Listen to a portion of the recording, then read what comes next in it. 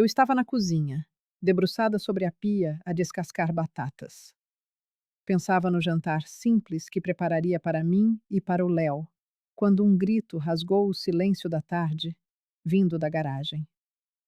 Não era um grito de dor, nem de susto. Era de pura e explosiva alegria. Daquelas que fazem o coração saltar no peito e trazem lágrimas aos olhos sem pedir licença. Larguei a faca sobre a tábua de madeira manchada pelo tempo e corri. Com as mãos ainda molhadas, deixei um rasto de gotas pelo chão, atravessei o quintal de terra batida onde as galinhas ciscavam, indiferentes, e fui em direção à garagem. Aquela garagem que há 2 anos e 3 meses permanecia fechada como um túmulo. Desde que o meu Bento morreu, eu não conseguia sequer passar perto daquela porta de madeira descascada.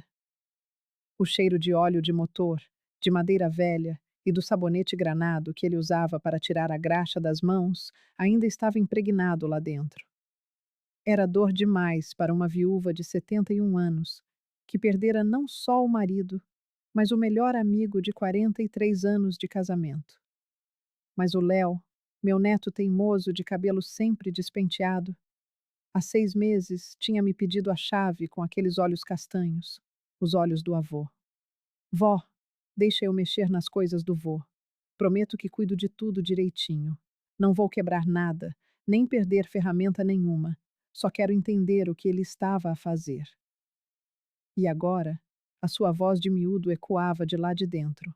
Vó, vó, funcionou. O filtro funcionou. O meu neto de 14 anos estava ali, de pé, no meio daquela garagem empoeirada que cheirava a memórias. Nas mãos, que tremiam de pura emoção, ele segurava um frasco de conserva cheio de uma água cristalina. O cabelo castanho claro, colado à testa suada, a t-shirt branca da escola suja de graxa e de salpicos de solda, as bermudas de ganga manchadas de óleo. Mas os olhos. Meu santo Deus! Os olhos dele brilhavam exatamente como os do meu Bento, quando tinha uma ideia genial. Era como se o meu marido tivesse regressado por um instante, encarnado naquele rapaz que herdara não só os traços do rosto, mas toda aquela sede insaciável de consertar o mundo com as próprias mãos. Calma, Léo. Calma, meu amor. Respira fundo e conta à tua avó o que aconteceu, disse eu, com a voz embargada pela emoção. Fazia tanto tempo que eu não entrava naquele lugar sagrado. A garagem do meu Bento era uma oficina de milagres. Cada ferramenta tinha o seu lugar exato, marcado na parede com o contorno desenhado pelo seu próprio punho calejado. A bancada de madeira maciça, que ele mesmo construíra, estava cheia de marcas de 40 anos de trabalho. O calendário da oficina do Zé Carlos ainda estava pendurado num prego enferrujado, parado para sempre em março de 2023. Março. Um mês que eu aprendi a odiar com todas as forças. Léo puxou-me pela mão enrugada até a bancada, onde estava aquela geringonça que parecia saída de um filme de ficção científica. Mas eu, que vivi a vida inteira ao lado de um inventor, reconheci cada peça daquela criação. O painel solar torto era o mesmo que caíra de um poste na tempestade de dezembro. A bomba de água ele tirara de uma máquina de lavar que o vizinho ia deitar fora. Os canos de PVC eram sobras de uma obra. O meu neto tinha construído um milagre com sucata. Vó, eu estudei os desenhos do vô durante meses, ele explicou, a voz cheia de orgulho. Ficava aqui todas as tardes, depois da escola, nos fins de semana, nas férias inteiras. No início, não entendia nada, mas comecei a pesquisar na internet, a pedir ajuda ao professor de física. E, aos poucos, fui entendendo cada risco que o vô fez. O meu coração apertou-se numa mistura de orgulho e saudade. Léo herdara mais do que a inteligência do avô. Herdara a sua teimosia, a determinação de nunca desistir de um sonho. Olha, vó, eu peguei a água mais suja que encontrei, lá do córrego perto do matadouro. Estava castanha, a feder, cheia de lama, uma nojeira. Coloquei aqui, disse ele, apontando para um galão de água vazio que servia de recipiente. A placa solar capta a energia do sol, aciona a bomba, e a água suja passa por 3 filtros que eu construí. Um com carvão ativado, outro com areia fina e o último com um filtro de cerâmica que eu mesmo moldei e queimei na churrasqueira. E olha só o milagre. Ele ergueu o frasco. A água estava transparente como um diamante, cristalina como as lágrimas que agora corriam pelo meu rosto. Não tinha cheiro. Parecia ter saído de uma fonte pura. Léo, tens a certeza que essa água é boa? Não faz mal. Tenho, vó. Eu testei com os papeizinhos de tornassol como o professor ensinou. Usei o microscópio da escola para ver se ainda tinha bactérias. E anotei tudo aqui. Ele mostrou-me um caderno de capa dura, cheio de anotações com a sua letra caprichada. Calculei tudo, vó. A energia gasta, os litros de água limpa por dia, até o custo para fazer um filtro para cada família pobre. Isto pode ajudar tanta gente. Imagina nas comunidades rurais, nas favelas, em todos os lugares esquecidos. Era o meu Bento a falar pela boca do neto. A mesma paixão, a mesma vontade de salvar o mundo, a mesma generosidade de pensar primeiro nos outros. E os teus pais? Já sabem desta maravilha, meu filho? O sorriso radiante de Léo murchou. O pai está em São Paulo, numa viagem de trabalho. A mãe chegou tarde ontem, cansada. Disse que falávamos no fim de semana. Mas tu entendes, vó. Tu conhecias o vô. Senti uma pontada de dor. A minha filha, Ana, vivia numa correria sem fim, cega para o tesouro que tinha em casa. E o meu genro, Paulo, só pensava em metas e comissões. Nenhum dos dois via o pequeno gênio que tinham como filho. Então vamos provar essa água, meu tesouro, eu disse, pegando no frasco. A água estava fresca. Tomei um gole lento. Não tinha o gosto químico da água da torneira, nem o sabor à terra da água do poço. Era pura, perfeita. Está perfeita, Léo. Perfeita como o coração do teu avô. Ele abraçou-me com força. Senti o cheiro dele. Sabonete barato misturado com óleo e solda. O cheiro de um rapaz trabalhador. Ali, abraçada ao meu neto, naquela garagem que finalmente voltara a ter vida, senti uma esperança que não sentia há mais de 2 anos. A garagem do meu Bento já não era um museu de saudades. Era um laboratório de sonhos. Vó, ele disse, baixinho. Será que o vô ficaria zangado se eu quisesse patentear isto? A ideia foi dele, mas eu terminei. Tenho medo que alguém roube a invenção só para ganhar dinheiro. O meu coração partiu-se de ternura. Com 14 anos, ele já pensava em proteger o legado do avô. O teu avô ficaria orgulhoso, não zangado, respondi. As boas ideias precisam de ser protegidas dos aproveitadores. Mas eu não fazia ideia de que o maior aproveitador de todos estava escondido na nossa própria família. Passaram-se alguns dias de felicidade. Léo corria da escola para a garagem para fazer melhorias no filtro. Eu levava-lhe café e biscoitos e ficava a observá-lo trabalhar com o mesmo amor que vira no seu avô. Foi numa quinta-feira de manhã, dia 23 de agosto, uma data que ficou marcada a fogo na minha memória, que ouvi o portão de ferro ranger. Pela janela, vi o Ricardo, o meu filho mais novo, a sair de um Corolla prateado, novo em folha. O meu filho sempre foi um mistério. Aos 42 anos, tinha uma vida aparentemente perfeita. Casado, pai de 2 meninas, um bom emprego, uma casa bonita. Mas eu, que era sua mãe, conhecia aquele olhar ressentido de quem sempre achou que a vida lhe devia mais. Desde pequeno, Ricardo sentia um ciúme doentio do irmão mais velho, o Roberto. Sempre a competir por atenção, sempre a sentir-se injustiçado. Mãe, como está? Que saudades! Disse ele, dando-me um beijo no rosto, mas os seus olhos já vasculhavam a casa, à procura de algo. Ou de alguém. Estou bem, Ricardo. Que surpresa! Não avisaste que vinhas.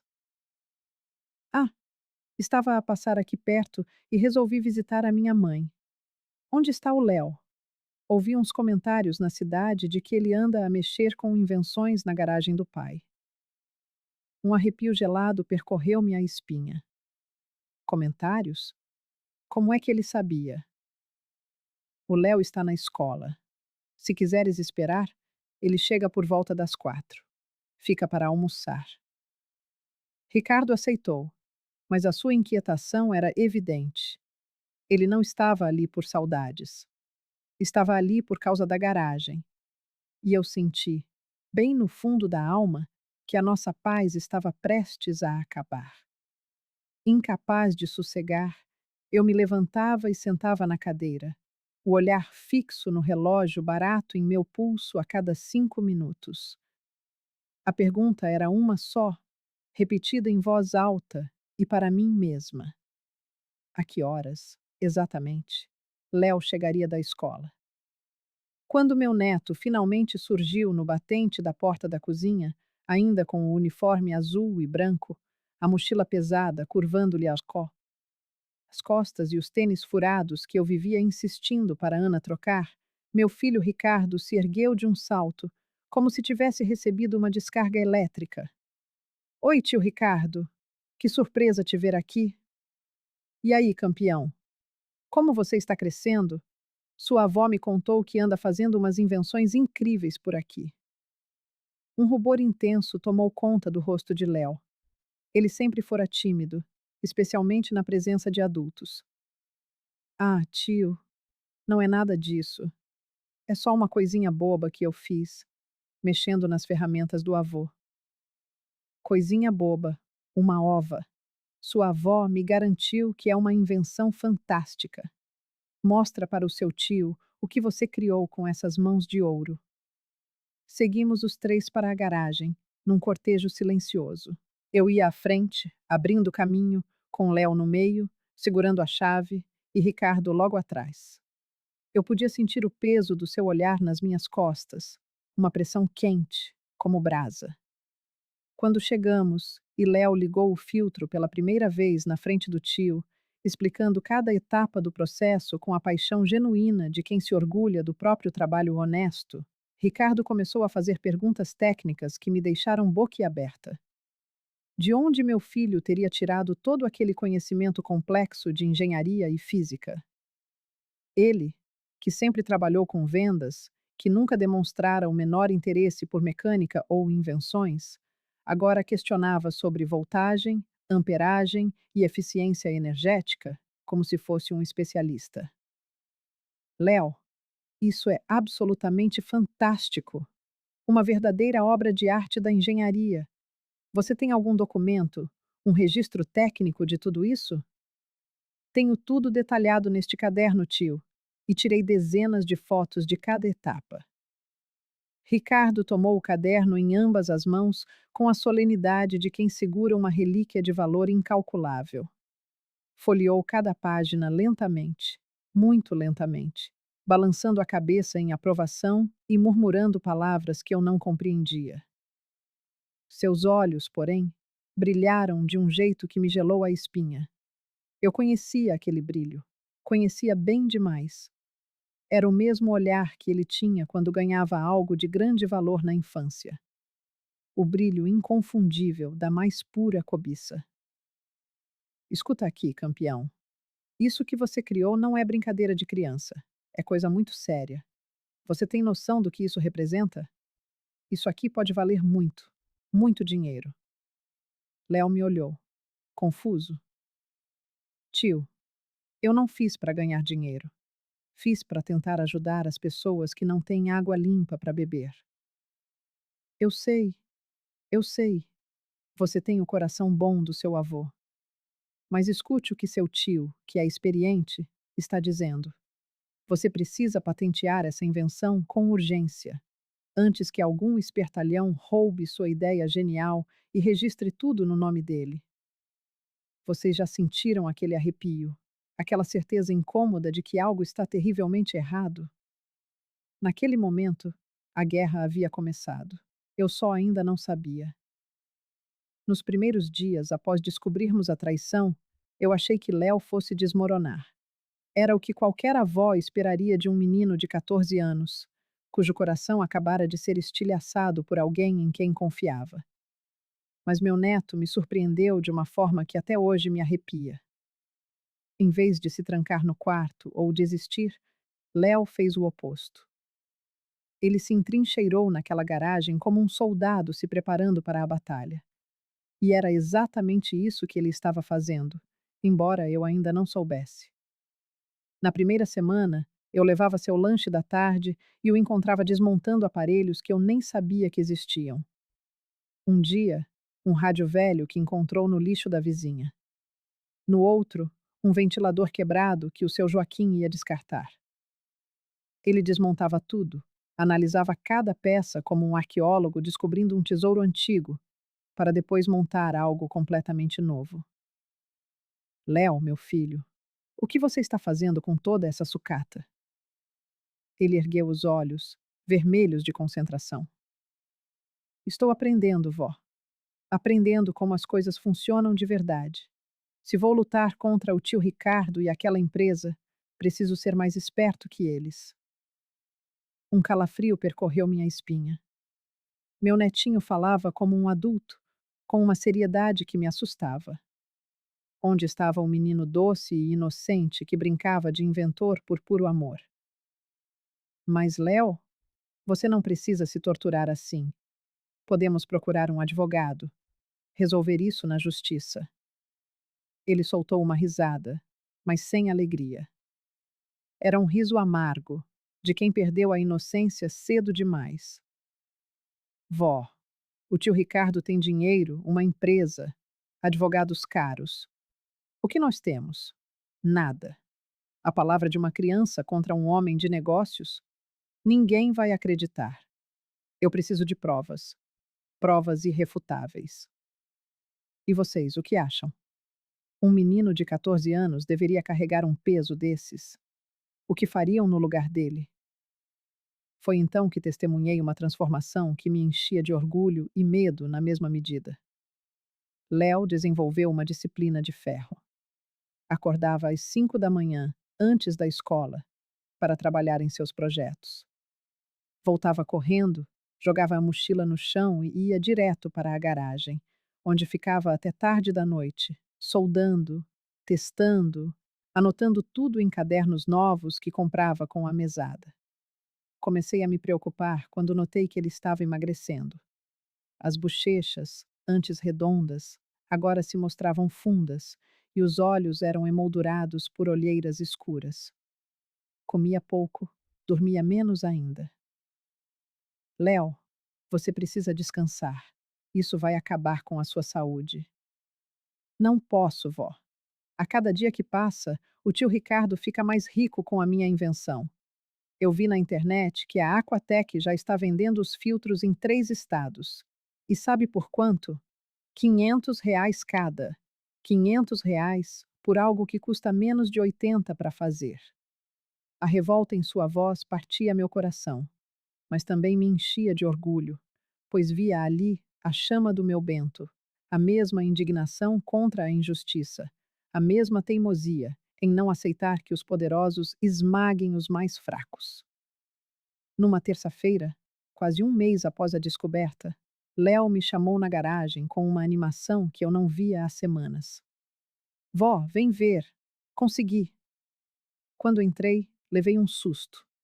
A garagem estava irreconhecível, transformada num verdadeiro laboratório. Uma mesa inteira coberta com pequenos aparelhos eletrônicos. Fios coloridos se espalhavam pelas paredes como uma teia tecnológica. E no centro de tudo, 3 dispositivos estranhos, saídos de um filme de espionagem. Meu Deus, Léo, o que é tudo isso? Ele pegou um dos aparelhos, do tamanho de uma caixa de fósforos. É um medidor de qualidade da água, vó. Eu construí com peças de celulares velhos e sensores que comprei na internet. Ele mede 17 parâmetros diferentes: pH, cloro, metais pesados, bactérias, tudo. Peguei o pequeno objeto. Era tão simples, mas meu neto falava dele como se fosse o maior tesouro do mundo. E para que você precisa disso, meu filho? Seus olhos brilharam com uma inteligência que me lembrou de Bento em seus melhores dias. Vó, eu descobri algo importante. Lembra que o tio Ricardo disse na televisão que a Aquatec ia instalar filtros em comunidades carentes como um projeto social? Lembro. Pois é. Pesquisei e descobri que já instalaram 50 filtros numa comunidade aqui perto, em Águas Claras. Eu vou lá testar a água que sai desses filtros. Aposto o que a senhora quiser, que não está funcionando direito. O medo me subiu pela espinha. Léo, isso é perigoso. E se eles descobrirem? Não vão, vó. Vou disfarçado de estudante fazendo pesquisa. E tenho isso aqui. Ele me mostrou algo que parecia uma caneta. É um gravador com uma microcâmera. Vai documentar tudo. Se eu encontrar algo errado, terei a prova de que eles estão enganando as pessoas. Meu instinto era proibi-lo, trancá-lo em casa para protegê-lo.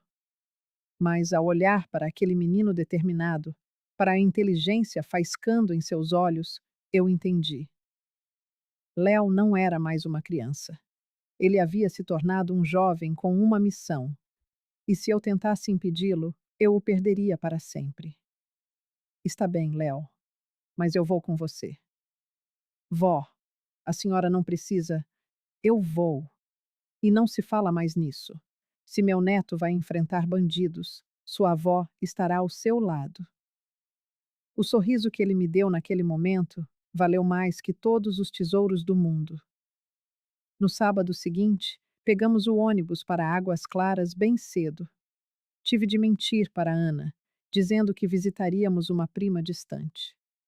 Meu coração se apertou, mas não havia escolha. Águas Claras era uma daquelas comunidades que o poder público parece ter esquecido. Casas de tijolo aparente, ruas de terra, crianças descalças brincando na poeira. O tipo de lugar onde políticos só aparecem em época de eleição. Léo se preparara como um detetive. Levava uma pasta com papéis da escola e uma identificação que ele mesmo criara, afirmando ser um estudante pesquisando sobre saneamento básico. Conversamos com Dona Maria, uma senhora de uns 60 anos, que nos recebeu com orgulho ao saber do interesse de Léo pelos filtros novos. Ah, meu filho, foi uma bênção. A água aqui sempre foi ruim, amarelada. As crianças viviam com dor de barriga. Aí veio essa empresa boa, a Aquatec, e instalou esses filtros de graça. Agora a água sai limpinha. Enquanto Léo, agindo como um repórter, anotava tudo e pedia uma amostra da água para análise no laboratório da escola, eu conversava com Dona Maria. Foi então que ela me disse algo que gelou meu sangue na veia. Sabe, Dona Helena, os filtros são ótimos, mas tem uma coisa estranha. Desde que instalaram, muita gente anda reclamando de dor de cabeça, de enjoo. Meu neto, o Pedrinho, até desmaiou na escola semana passada. Será que é coincidência? Olhei para Léo. Ele tinha ouvido tudo. A expressão em seu rosto me assustou. Era como se tivesse acabado de descobrir algo terrível. Visitamos mais 5 casas, e o padrão se repetiu: elogios aos filtros, seguidos de relatos dos mesmos problemas de saúde. No ônibus de volta, Léo permaneceu em silêncio, concentrado em seus aparelhos. Só quando chegamos em casa ele falou: Vó, tem alguma coisa muito errada acontecendo lá. O que você descobriu? Ele me mostrou números na pequena tela de seu dispositivo. A água que sai dos filtros está realmente limpa de bactérias e sujeira. Nisso, o filtro funciona. Mas há uma substância química ali que não deveria estar. Meus sensores detectaram, mas ainda não sei o que é. Isso é perigoso? Pode ser. Muito. Vó, preciso descobrir que substância é essa e por que o filtro do tio Ricardo a está produzindo, enquanto o meu não. Nesse instante, compreendi a verdadeira dimensão do que enfrentávamos. Não se tratava mais apenas de uma patente roubada. Se aqueles filtros estavam, de fato, prejudicando as pessoas, centenas de famílias estavam sendo lentamente envenenadas, acreditando terem recebido uma dádiva. Léo, isso é maior que nós. Talvez seja a hora de procurar as autoridades. Ele balançou a cabeça. Ainda não, vó. Preciso de mais provas. Preciso entender o que está acontecendo e por quê. Se acusarmos agora, sem certeza absoluta, eles vão negar tudo e ainda podem nos processar. Naquela noite, o sono não veio. Eu só pensava nas crianças de Águas Claras.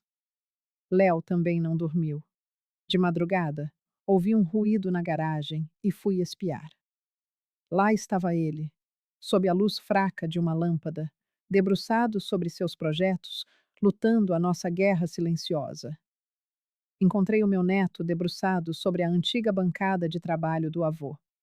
Estava rodeado por uma pilha de livros de química, requisitados na biblioteca, e comparava as suas próprias anotações com hieróglifos de fórmulas que a minha mente já não conseguia decifrar. Léo, meu querido, precisas de descansar um pouco. Não consigo, avó, respondeu ele, sem desviar os olhos dos papéis. Não paro de pensar naquelas crianças.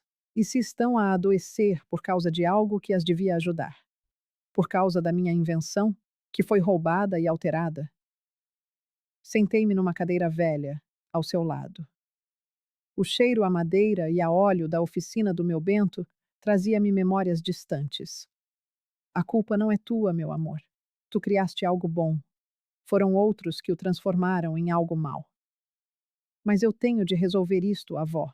Tenho de descobrir o que eles fizeram de errado e provar a verdade a toda a gente.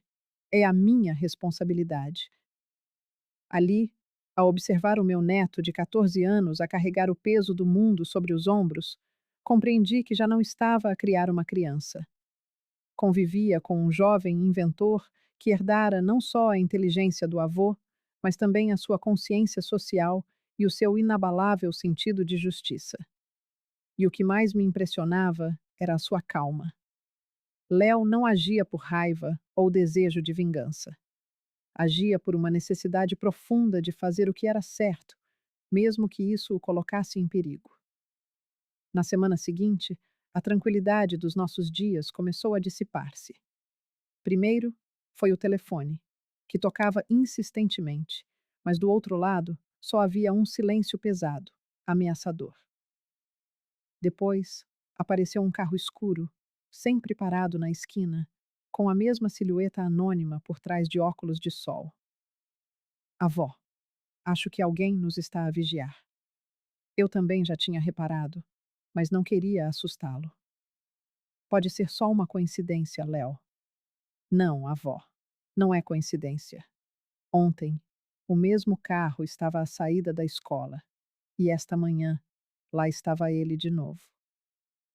Foi nesse preciso momento que o telefone tocou. Atendi, esperando mais um silêncio, mas desta vez ouvi uma voz de homem, desconhecida e fria. Dona Helena, a senhora tem um neto muito inteligente. Seria uma pena se alguma coisa lhe acontecesse por causa de uma curiosidade excessiva. A chamada foi desligada antes que eu pudesse responder. Fiquei ali, imóvel, a segurar o auscultador com a mão a tremer. Léo percebeu que algo estava errado. Quem era a avó? Não tive coragem de lhe contar. Como se diz a uma criança que a sua luta pela justiça a tornou um alvo? Engano, meu filho. Devem ter ligado para o número errado. Mas naquela noite, muito depois de Léo adormecer, fiquei acordada a pensar. Até onde esta situação poderia chegar? Do que seriam capazes aquelas pessoas para proteger os seus interesses? E a pergunta que mais me atormentava: estaria eu a fazer o correto ao deixar o meu neto envolver-se nisto? No dia seguinte, Léo chegou da escola mais cedo, a correr, ofegante. Avó, eu descobri. Descobri o que está errado com os filtros da Aquatec. Tinha um brilho de triunfo nos olhos, mas por baixo dele, uma preocupação profunda. Conta a tua avó, meu querido. Eles modificaram o sistema de filtração. Em vez de usarem apenas os materiais naturais que eu projetei, adicionaram um composto químico para acelerar o processo. Faz com que a água pareça limpa mais depressa, mas gera um subproduto tóxico, um tipo de metal pesado que se acumula no organismo. O chão pareceu fugir-me dos pés. Isso quer dizer que as pessoas estão a ser envenenadas lentamente, avó. E o pior é que ninguém vai notar os efeitos imediatamente. Levará meses, talvez anos, até os danos se manifestarem. Mas quando isso acontecer, poderá ser tarde demais. Naquele momento, eu soube que não havia retorno. O meu neto descobrira algo que podia salvar centenas, talvez milhares de vidas, mas ao mesmo tempo, tornara-se um perigo mortal para pessoas muito poderosas e sem escrúpulos. A guerra que começara com o roubo de uma patente transformara-se numa luta desesperada pela vida de famílias inocentes que nem sabiam que estavam a ser usadas como cobaias. E nós, os dois, uma avó de 71 anos com artrite nas mãos e um rapaz de 14 com o coração no lugar certo, estávamos sozinhos no centro desta batalha desigual. Mas de uma coisa eu tinha a certeza absoluta: não íamos desistir. O sangue do meu Bento corria nas veias daquele rapaz, e esse sangue nunca soube o que era a cobardia.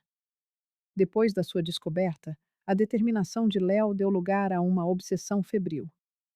Acordava de madrugada e trabalhava até tarde, os olhos sempre vermelhos de cansaço, mas com uma chama acesa que me lembrava o meu Bento nos seus momentos mais intensos.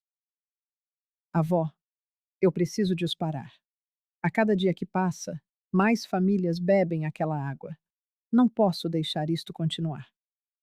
Eu via o meu menino a carregar uma responsabilidade que muitos adultos não suportariam, mas também sabia que era inútil tentar demovê-lo. Léo tinha encontrado o seu propósito. Foi numa quinta-feira que o perigo se materializou à nossa porta. Eu estava a regar as plantas no quintal quando vi Ricardo, o meu filho, a sair de um carro diferente, um BMW preto que eu nunca tinha visto. E não vinha sozinho. Um homem alto, de fato escuro e óculos de sol, permaneceu junto ao carro a observar. Mãe, preciso de falar consigo e com o Léo. É urgente. A sua voz estava diferente. Mais pesada, mais séria. Havia algo nos seus olhos que eu nunca vira antes. Medo. O Léo está na garagem. Mas que urgência é essa? É melhor chamá-lo. O que tenho para dizer é para os dois. Fui buscar Léo, que estava concentrado a montar um qualquer dispositivo com peças de computador. Quando viu o tio na sala, o seu rosto endureceu. O que é que ele quer aqui? Perguntou em voz baixa. Não sei, meu amor, mas ele disse que é urgente. Na sala, Ricardo sentara-se na poltrona do meu Bento. Aquele lugar era sagrado. Vê-lo ali, depois de tudo o que fizera, foi como uma bofetada. Léo, meu campeão, senta-te aqui. Preciso de ter uma conversa séria convosco. Prefiro ficar de pé.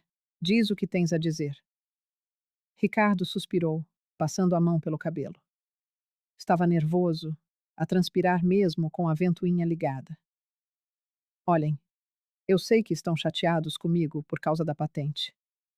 Sei que acham que eu fiz algo de errado, mas vocês não percebem como funciona o mundo dos negócios.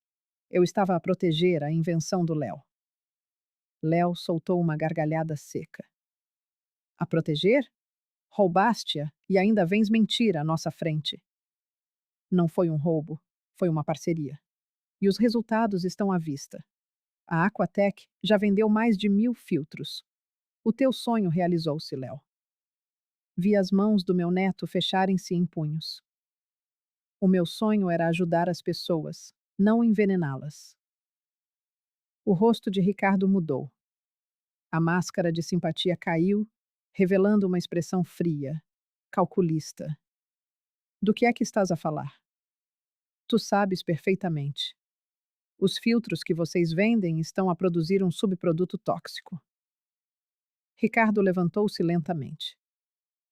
Léo, tu és uma criança. Não percebes nada de química industrial. Deves ter feito algum teste errado. Os meus testes estão certos e eu tenho provas. Foi então que vi algo no olhar do meu filho que me gelou o sangue. Era uma ameaça mal disfarçada. Provas? Que tipo de provas? Amostras de água, análises químicas, testemunhos de pessoas que estão a adoecer. Está tudo documentado. Ricardo deu 2 passos na direção de Léo. Instintivamente, coloquei-me entre eles. Onde estão essas supostas provas? Num lugar seguro, longe do alcance de gente como tu. Léo, estás a brincar com o fogo. Estás a meter-te em assuntos de adultos, com empresas que movimentam muito dinheiro. Isto pode acabar muito mal para vocês os dois. Foi aí que não aguentei mais. Com os meus 71 anos, quando ameaçam a minha família, transformo-me numa leoa. Ricardo Silva, estás a ameaçar uma criança? O teu próprio sobrinho? Não estou a ameaçar ninguém, mãe. Estou a tentar proteger-vos. Mas vocês têm de parar com esta palhaçada. Têm de esquecer essa história de filtros defeituosos. Não são fantasias, gritou Léo, perdendo a paciência pela primeira vez. Eu vi as crianças doentes. Eu sei o que vocês estão a fazer. Ricardo respirou fundo, controlando-se. Está bem. Já que querem levar isto pelo caminho mais difícil, Léo, a Aquatec está disposta a contratar-te como consultor júnior, 10.000 reais por mês, para parares de espalhar mentiras sobre nós. 10.000 reais? Quase desmaiei. Isso mesmo. E para onde, a senhora? Mãe, 5.000 por mês, como supervisora do neto. 15.000 reais por mês, só para manterem a boca fechada. Léo olhou para mim e depois para o tio. Estás a tentar comprar-nos?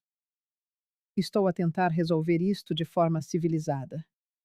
Vi o meu neto respirar fundo, como se tomasse a decisão mais importante da sua vida.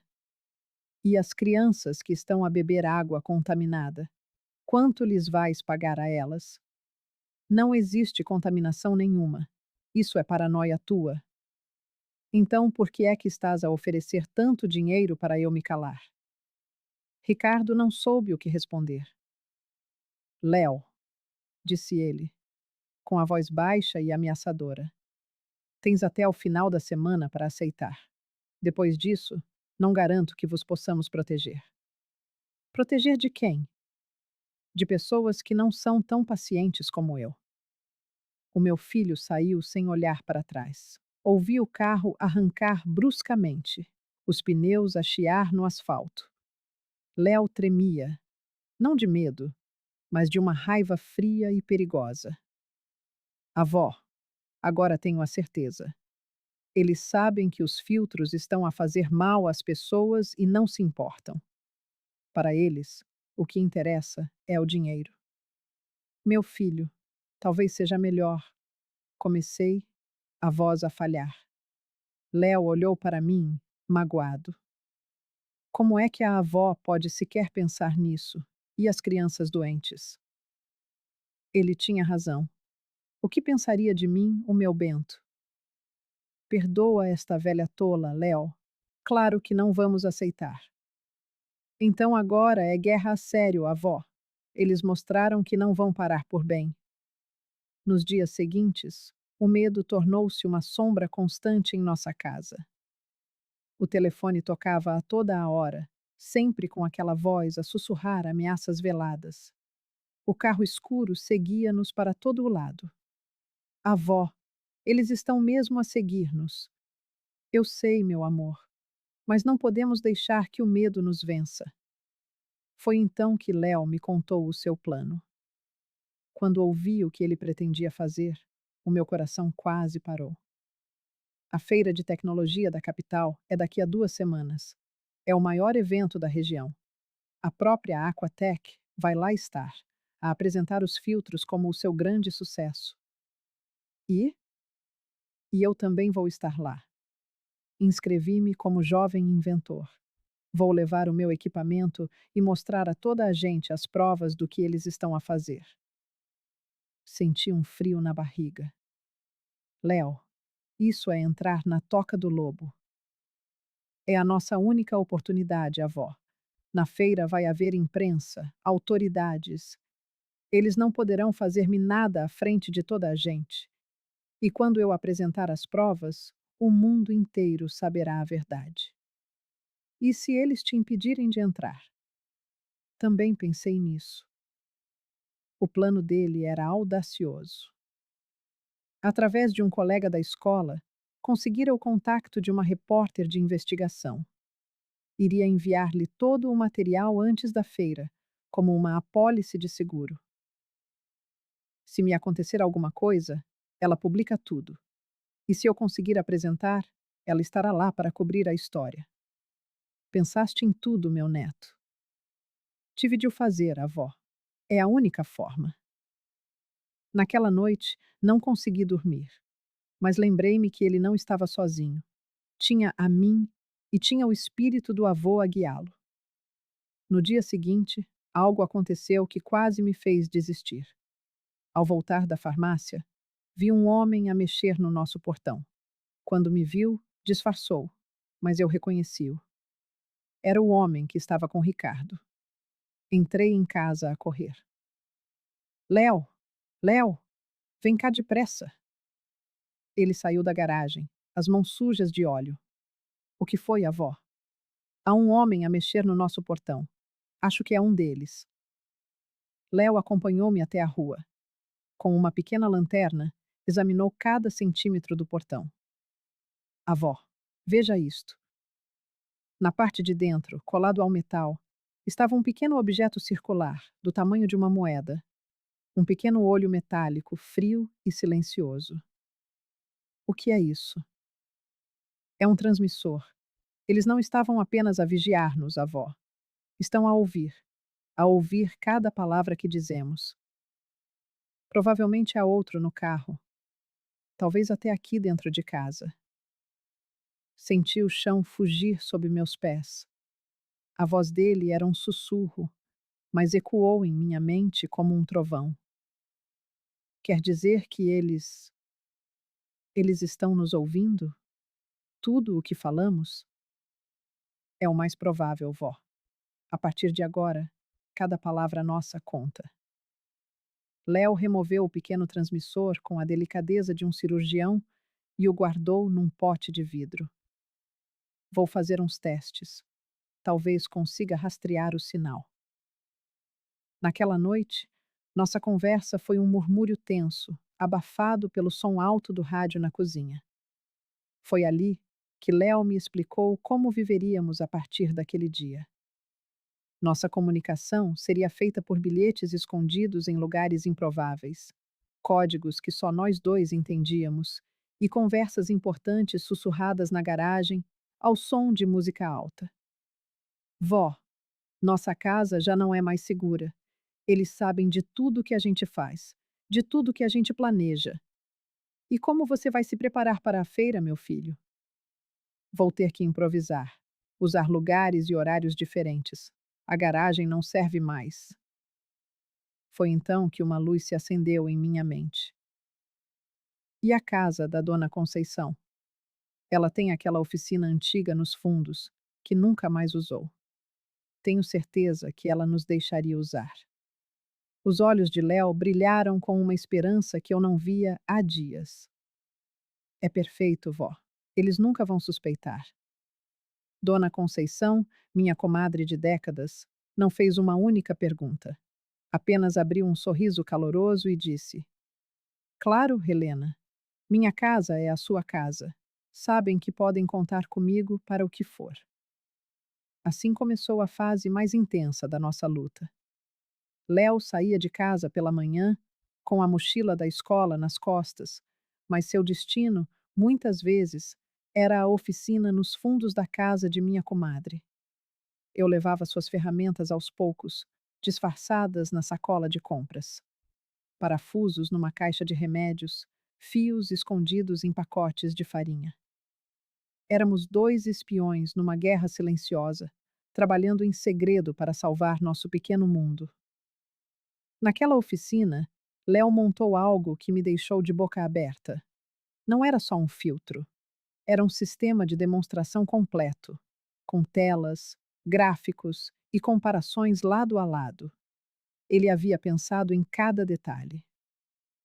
Vó, quando eu apresentar isto na feira, não haverá como negar. Todos vão ver que os filtros da Aquatec produzem substâncias tóxicas e os meus não. Mas como vamos levar tudo isso até lá? Dona Conceição disse que o filho dela pode nos levar de caminhão. E a jornalista confirmou que estará lá. Tudo parecia se encaixar. Mas uma semana antes da feira, o mundo quase desabou. Eu estava na cozinha, quando um grito do Léo rasgou o silêncio da tarde. Corri para o quintal e o encontrei no chão, o joelho ralado sangrando, a bicicleta retorcida ao seu lado. Meu filho, o que aconteceu? Um carro preto me fechou na rua da escola. Quase me atropelou, vó. Só consegui escapar porque me joguei na calçada. Senti o mundo girar. Eles tinham tentado machucar o meu neto, uma criança de 14 anos. Léo, chega! Nós vamos à polícia agora mesmo! Não, vó, não podemos. Se formos à polícia, eles saberão que estamos com medo. Podem adiantar os planos, fazer algo pior. Mas eles tentaram te atropelar. Eles tentaram me assustar. Se quisessem mesmo me atropelar, teriam conseguido. A frieza com que ele analisava a situação me assustava e me enchia de orgulho. Ali, no chão, com o joelho sangrando, não estava um menino, mas um estrategista. Uma semana, vó. Só mais uma semana e tudo isso acaba. Naquela noite, deitada na cama, conversei com meu Bento, como fazia todas as noites desde que ele partiu. Ah, meu amor, nosso neto virou um homem antes da hora. Está travando uma batalha que muitos adultos não teriam coragem de enfrentar. Me dê forças para acompanhá-lo até o fim. E juro que senti uma brisa suave no quarto fechado, como se meu marido me desse um beijo na testa e sussurrasse que tudo ficaria bem. 3 dias antes da feira, Léo me chamou à oficina. Quando entrei e vi o que meu neto tinha criado, chorei como uma criança. Não era um projeto escolar. Era uma apresentação profissional, digna de uma universidade. Havia comparações químicas, gráficos de eficiência, fotografias autorizadas das famílias afetadas e amostras de água em recipientes transparentes. Léo, isto está perfeito. Seu avô estaria tão orgulhoso. Agora é só torcer para dar tudo certo, vó. Na véspera, o sono não veio. Ficamos na cozinha, tomando chá e falando baixo. Vó, se alguma coisa der errado amanhã, não vai dar errado, meu filho. Mas, se der, quero que a senhora saiba que foi a melhor avó do mundo e que eu nunca me arrependi de ter começado essa luta. Você vai conseguir, Léo. Eu tenho certeza absoluta. Na manhã seguinte, bem cedo, embarcamos no caminhão do filho da Dona Conceição. O equipamento, embalado em caixas, parecia uma simples mudança. Durante todo o trajeto até a capital, eu observava meu neto pela janela. 14 anos, mas com a determinação de quem já viveu uma vida inteira. E quando chegamos, diante daqueles prédios enormes, eu soube. A hora da verdade havia chegado. A guerra terminaria naquele dia, para o bem ou para o mal. O centro de convenções era um monstro de vidro e aço. O coração quase me saltou pela boca. Pessoas de terno apressadas, carros de luxo, uma atmosfera de poder e dinheiro. Parecia outro mundo. Vó, agora não tem mais volta, Léo disse, pálido, mas com os olhos firmes. Você vai conseguir, meu amor. Eu tenho certeza. Mas ao entrarmos no saguão principal, o primeiro golpe. Lá estava Ricardo, meu filho, de terno escuro, rindo e conversando com homens importantes. Ao lado dele, um banner gigante da Aquatec exibia a foto do filtro, o filtro do meu neto, com os dizeres: Inovação que salva vidas. Olha a cara de pau dele, vó, se gabando com a minha invenção. Ignore, Léo. Daqui a pouco será a sua vez de falar. Mas ele nos viu. E com aquele sorriso falso que eu conhecia tão bem, veio em nossa direção, flanqueado por 2 seguranças. Léo, que surpresa te ver aqui, campeão! Meu neto não respondeu, apenas o encarou. Sabe, Léo, este ambiente é para profissionais, não para brincadeiras de criança. Eu me inscrevi como participante. Tenho o direito de estar aqui. Ricardo soltou uma risada sem humor. Ah, é? E onde está o seu estande? Porque eu não estou vendo nada. Foi nesse instante que uma mulher surgiu, mudando o rumo de tudo. Magra, cabelo curto, óculos, uma câmera pendurada no pescoço. Com licença. Sou Carla Santos, da revista Investigação. Vocês são Helena e Léo?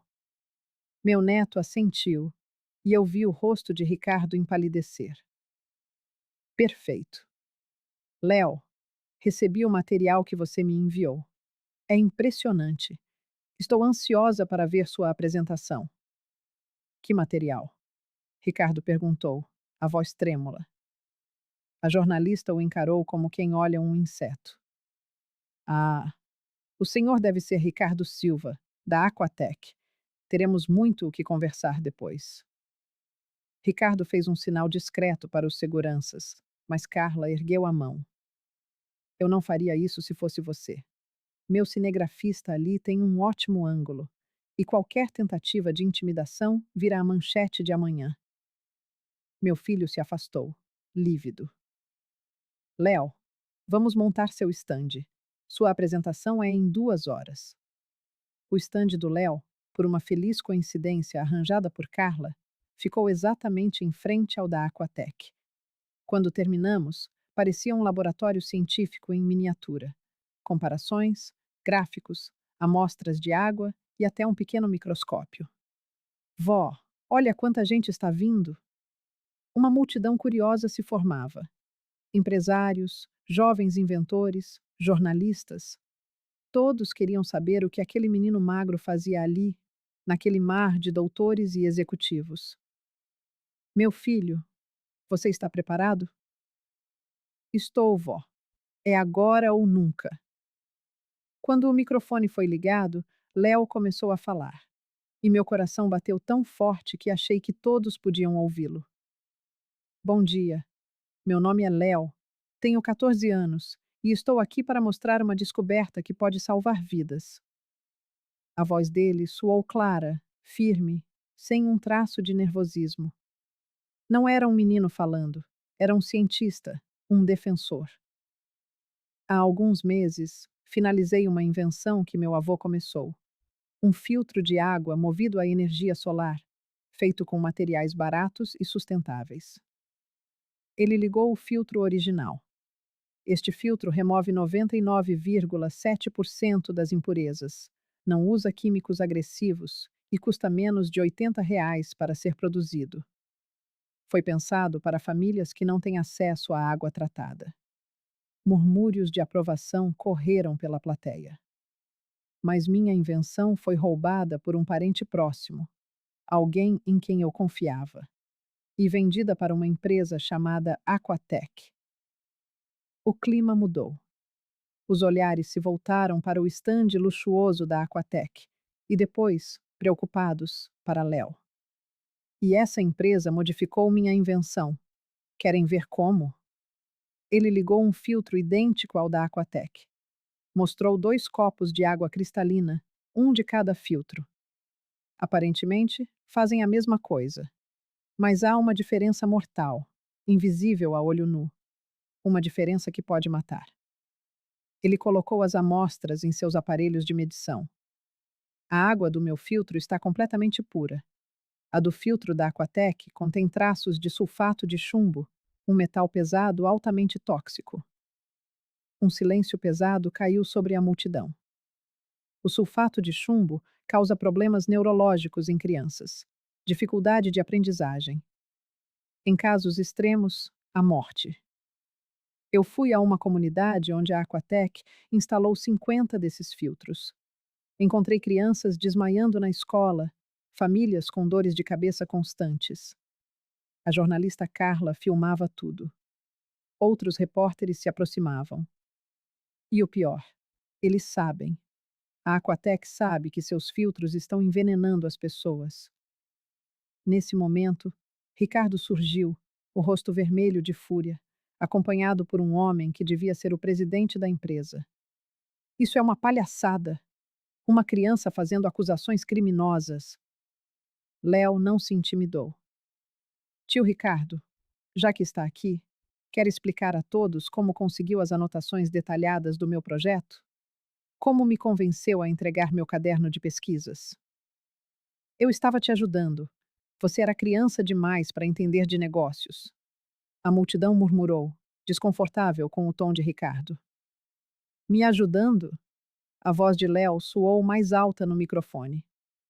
Me oferecer 15 mil reais por mês para eu ficar calado sobre o envenenamento de famílias pobres não é ajuda, tio. Isso tem outro nome. Chama-se cumplicidade em crime contra a saúde pública. O choque foi total. Gritos de indignação vieram da plateia. O presidente da Aquatec, suando, tentou intervir. Por favor, nossos produtos passaram por todos os testes exigidos pela vigilância sanitária. Testes exigidos? Léo pegou uma pasta grossa. Aqui estão os laudos que vocês entregaram à Anvisa. Querem saber a diferença crucial entre os testes de vocês e os meus? Ele abriu a pasta metodicamente e mostrou os papéis para a plateia, para as câmeras, para o mundo. Nos relatórios oficiais da Aquatec constam análises de bactérias, acidez, cloro, turbidez, sabor. Mas não há um único teste para metais pesados. Vocês testaram tudo, exceto a substância tóxica que o filtro modificado deliberadamente produz. Mera coincidência, não lhes parece? Uma voz, que pela autoridade e precisão parecia ser de um médico, ecoou pela plateia, rompendo o silêncio tenso. Isso é um crime contra a saúde pública. Cadeia neles. Outra voz, carregada de fúria, complementou. Não é só crime, é um genocídio contra os pobres. Então, Carla Santos avançou até o microfone. Meu nome é Carla Santos. Sou jornalista investigativa. E eu posso confirmar. Recebi antecipadamente todo o material do Léo. As provas são irrefutáveis. Esta empresa está, conscientemente, envenenando famílias de baixa renda com filtros fraudulentos. Foi o estopim. A sala explodiu num pandemônio de vozes e flashes de câmeras. Mais jornalistas surgiram, e eu notei a chegada discreta de homens de terno, cuja postura denunciava serem da polícia. Ricardo tentou uma fuga sorrateira pelos fundos, mas a multidão, agora uma muralha humana, barrou seu caminho. Os gritos começaram, uníssonos e implacáveis. Ladrão! Ladrão de crianças! E sabem o que mais me encheu de orgulho? Foi ver o Léo. Em meio àquele turbilhão, ele permaneceu um oásis de calma. Continuou respondendo às perguntas técnicas, explicando cada detalhe com a precisão de um verdadeiro cientista. Pessoal, disse ele ao microfone, sua voz firme sobrepondo-se ao tumulto. Eu não fiz isso por vingança. Fiz porque centenas de famílias estão bebendo água contaminada neste exato momento e elas precisam saber a verdade. Seu depoimento abriu as comportas da dor. Uma senhora na plateia se desfez em lágrimas. Meu neto bebe a água dessa empresa há 3 meses. Ele tem passado mal sem parar. Logo, outras pessoas começaram a compartilhar histórias semelhantes. Era como se uma represa de sofrimento tivesse se rompido. O presidente da Aquatec ainda tentou, com a voz trêmula, controlar o incêndio. Vamos analisar essas acusações com calma. Se houver algum problema, resolveremos imediatamente. Mas era tarde demais.